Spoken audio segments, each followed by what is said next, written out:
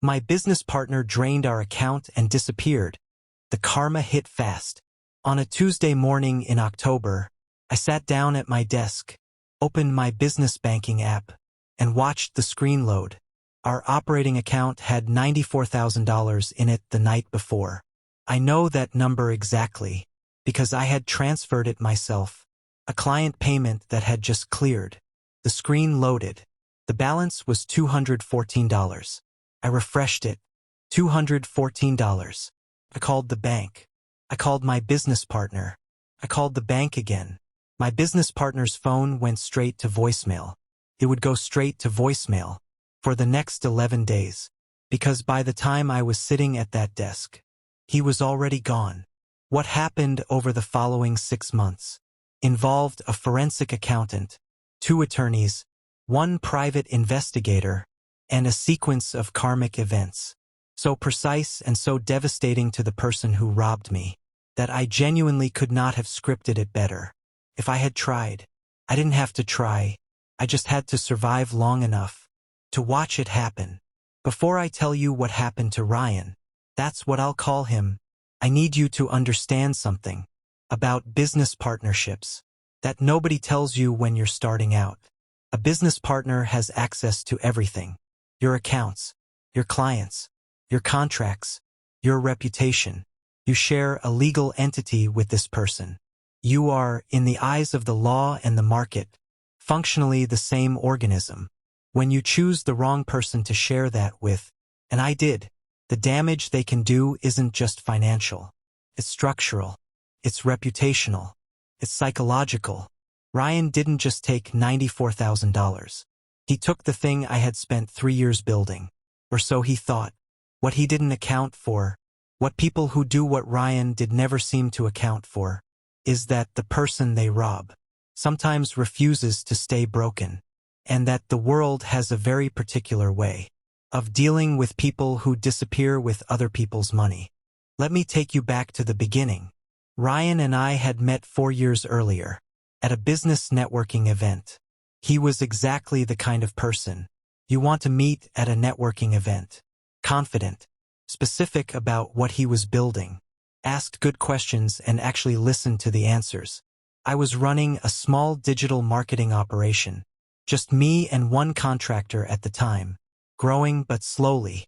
Ryan had a background in sales, deep network of contacts in the mid-market business space, exactly the clients I had been trying to reach. The pitch he made for a partnership was simple, and, on paper, genuinely compelling. I handled delivery, the actual work, the team, the quality. He handled acquisition, finding clients, closing deals, managing relationships. We'd split the business 50-50ths. I had a lawyer draft a partnership agreement. Ryan suggested some modifications, nothing that seemed alarming. I made note of them but didn't push back hard enough. That's on me. We launched the partnership in January. The first year was good. Ryan was, I'll give him this, an exceptional salesperson. He brought in 6 new clients in the first 8 months. Our revenue doubled. I started hiring, built a team of 7 people, moved into a proper office. Ryan got a nicer car. That should have been a data point. It wasn't. Year 2, things started to feel slightly off. Small things. Ryan started handling all client billing directly. He said it was more efficient since he managed those relationships. I agreed. I shouldn't have. He started making purchases from the business account. That seemed larger than necessary. Client entertainment, he said. I asked about it twice. Both times he had an explanation. Both times I accepted it. I was busy. The team was growing. I told myself the revenue numbers were good, and that meant everything was fine. Revenue numbers are not everything. Year 3 is when the real picture started emerging, though I wouldn't see it clearly until it was too late. Looking back now, and I've looked back many times, the way you probe a wound to understand exactly how deep it goes. The warning signs were there from month 14. The first sign, Ryan started being vague about client relationships. Not dishonest exactly, just vague. When I'd ask about a specific client's renewal status, he'd give me a general answer instead of a specific one. I chalked it up to his communication style. The second sign, our profit margins were shrinking, even as revenue grew. I flagged it during a quarterly review. Ryan had an explanation: increased operating costs, investment in growth infrastructure. Plausible. Not alarming enough to investigate deeply. The third sign, and this is the one I think about most, Ryan started suggesting we consolidate our banking. Move everything into one primary operating account that he would manage day to day. Since he was, quote, better with the financial admin, I let him do it. I handed him the keys, willingly, because I trusted him. Let me tell you what was actually happening. During those 18 months, while I was managing the team and servicing clients, Ryan had been skimming, not dramatically at first, small amounts, transfers to a personal account framed as expense reimbursements, vendor payments to companies that didn't exist, client deposits that hit the account, and then quietly moved before they appeared in our shared reports. The forensic accountant we hired later estimated that Ryan had extracted approximately $180,000 from the business over 18 months, before the final withdrawal. $180,000. I had been running a business that was being systematically drained from the inside, and I didn't see it, because I trusted the person I was in business with. That's not naivety. That's just what trust looks like before it's broken. The $94,000 withdrawal on that Tuesday morning in October was not an impulse. It was the finale of a plan that had been running for a year and a half, and Ryan had timed it for right after our largest single client payment cleared. He had been waiting for that moment. He took everything available, and he left. Here is what the first 72 hours looked like. Hour 1. I confirmed the withdrawal was not a bank error. It was a transfer, initiated from Ryan's login credentials, to an external account I had never seen before. Hour 2. I called a business attorney, not to vent, to get instructions. She told me to do 5 things immediately. I did all 5 before end of day. 1. File a police report. Done. 2. Notify the bank and dispute the transfer. Done. 3. Freeze any remaining shared accounts. Done. 4. Notify our clients that the partnership structure was changing. Done carefully, professionally, no drama. 5. Preserve every piece of documentation I had. Done. Hour 24. I hired a forensic accountant. Within 4 days she had identified the full 18-month extraction pattern. This mattered enormously because it changed the legal situation from a single incident of fraud to a documented pattern of embezzlement. Those are very different charges, with very different consequences. Hour 48. I found Ryan. Not personally, I hired a private investigator. Took 9 days. Ryan had moved to another state. He had rented an apartment under a slightly altered version of his name. He had not left the country, which is the mistake people who do what Ryan did often make. They think distance is the same as disappearance. It isn't. I forwarded the PI's findings to my attorney and to the detective assigned to the case. Then I turned my attention back to the business, because here is something I decided in that 72-hour window that I want you to understand. The legal process was going to take time, maybe a lot of time, and the outcome of that process was ultimately outside my control. What was inside my control was whether the business survived. Ryan had stolen from me. He had not destroyed what I had built. Those are different things, and I refused to let him make them the same thing. Week 1 of the rebuild, I called every client personally, not with a script, with honesty. I told them there had been a significant internal disruption, that the partnership had dissolved, that I was the operational founder, the person who had built and managed their work from day 1, and that I was continuing. 7 out of 8 clients confirmed they were staying. The 8th, our second largest account, asked for a week to decide. They came back in 4 days. They stayed. That was the moment I knew the business was going to survive. Because clients don't stay for a company. They stay for the person who actually does the work. Ryan had managed the relationships, but I had managed the work. And when it came down to it, the work was what they were paying for. Week 2, I restructured the business entirely, dissolved the old partnership entity, formed a new LLC sole ownership, my name only, new bank accounts, new payment systems, new financial controls that I managed directly, and that I will never delegate entirely to another person again. Month 2, I hired a part-time CFO on a fractional basis, someone to maintain a second set of eyes on every financial movement.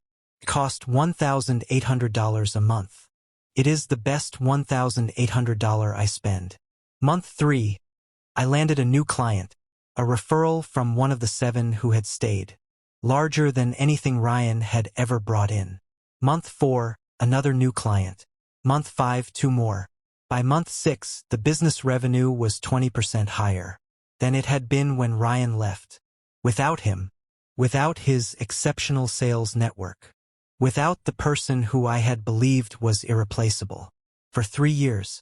I want you to sit with that for a moment, because Ryan had taken the money, but he had also accidentally given me something back. He had given me sole ownership of a business I had built, and the clarity to run it exactly the way I should have been running it from the beginning. Now, I promised you the karma hit fast. Let me tell you exactly what happened to Ryan. Month 2 after his disappearance, the criminal fraud and embezzlement charges were filed, because the forensic accountant had documented 18 months of systematic extraction, not just a single incident. The charges were substantially more serious than Ryan had apparently anticipated. I know he hadn't anticipated this, because his attorney contacted my attorney in month 3, proposing a settlement. The settlement offer was insultingly low. My attorney and I declined. Month 4, Ryan was located and served. He had been, I was told, operating a small sales consulting business in the state he'd moved to, using, as it turned out, a client list he had taken from our business, our clients, our contacts, our work. This added additional charges: theft of trade secrets, misappropriation of confidential business information. His new consulting business was immediately and comprehensively destroyed by this development. The clients he'd approached using our contacts were notified of the situation. None of them worked with him. Month 5, Ryan's second settlement offer came in, substantially higher. Still not enough. We declined again. Month 6, the criminal case moved forward, facing the weight of a fully documented 18-month fraud case, with forensic accounting evidence, trade secret theft charges, and a PI report placing him at a specific address. Ryan took a plea. As part of the civil settlement attached to the criminal resolution, he was ordered to make restitution, not the full $274,000 the forensic accountant had calculated. Legal processes are imperfect, and I knew that going in, but a substantial portion, paid out over a structured schedule, with legal enforcement mechanisms, and a permanent judgment on his record that will follow him into every business relationship, every partnership conversation, every background check, for the rest of his professional life. The consulting business he had tried to build, with the contacts he stole from me, no longer exists. The apartment he rented in another state, under a slightly different name, he had to leave it when the case became public record. I did not celebrate. I want to be clear about that. There is nothing to celebrate about 18 months of someone stealing from you. But I will tell you this. The morning the settlement was finalized, I sat at the same desk where I had watched that bank balance load at $214, and I opened the banking app again. The balance in the business account that morning was more than it had ever been, more than it was the day Ryan left, more than it was during the best month of the partnership. I took a screenshot. I saved it in a folder. I named the folder the same thing I name everything now. When I'm building something, I don't want anyone to be able to take from me. Project Quiet.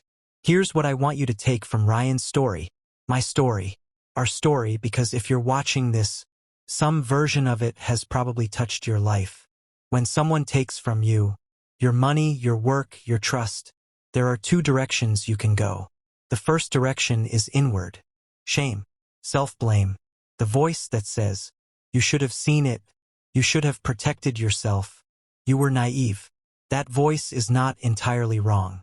I could have had better financial controls. I could have reviewed the books more carefully. I could have pushed back harder on those modifications to the agreement. I know all of that, but here's what I also know. The fact that someone betrayed your trust does not mean you were wrong to trust. It means they were wrong to betray it. Those are not the same thing. The second direction is forward. Document everything. Get the right professionals in your corner immediately. Protect what can still be protected. And then, and this is the part that matters most, turn your energy toward what you can build, rather than what was taken. Ryan made one fundamental mistake. He thought he was stealing from a business. He was stealing from a person who knew how to build one, and you cannot steal that. If you're in the middle of something like this right now, or if you've been through it, I want to hear from you. Comment below, because you are not alone, and your story matters. Subscribe if you want more. New episode every week. I'll be here.